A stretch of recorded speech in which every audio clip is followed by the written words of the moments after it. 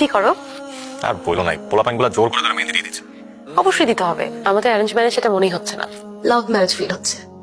শুধু প্রপোজ করাটাই বাকি। আমি একটু পরে আসতেছি, এসে না না, এখন আসতে হবে না, কাল তো দেখা হচ্ছে। কালকে দেখা হচ্ছে মানে আমি এখনই আসতেছি। আর শোনো, তোমার সাথে আমার একটা জরুরি কথা আছে, আমাদের বিয়ের আগে তোমাকে কথা করতে হবে। কালকে তোমাদের দেখা হতো। তুমি বলেছিলে না যে আমাদের সব আছে, খালি একটা জিনিস কমতি আছে। Will you marry me?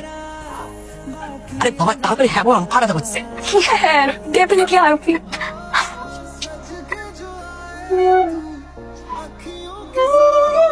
আমাকে দেখবে না?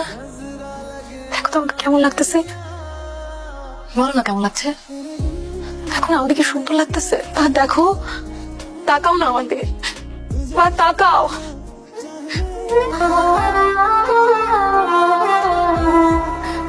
মেঘলা, ফাহাদ সুস্থ হবে কি না হবে ডাক্তার কিচ্ছু বলতে পারছে না, পুরো বিষয়টাই অনিশ্চিত।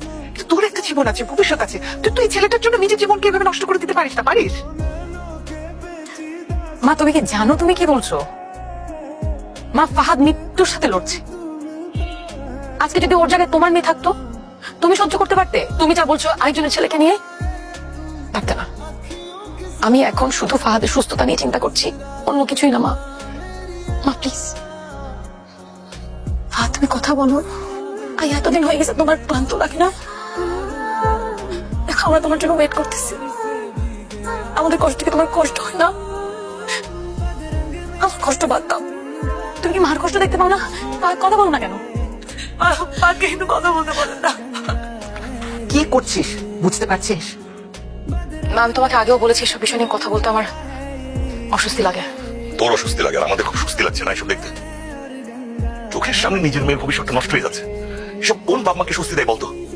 দেখ মেঘলা, এই ছেলেটা অনেকদিন যাবত একই রকম অবস্থায় আছে। কবে সুস্থ হবে, আদৌ সুস্থ হবে কিনা কেউ জানে না।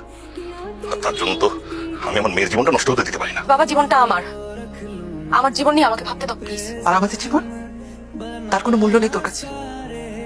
আমরা বাবা মা হয়ে নিজের মেয়ের জীবনটা এভাবে নষ্ট হচ্ছে সেটা দেখছি।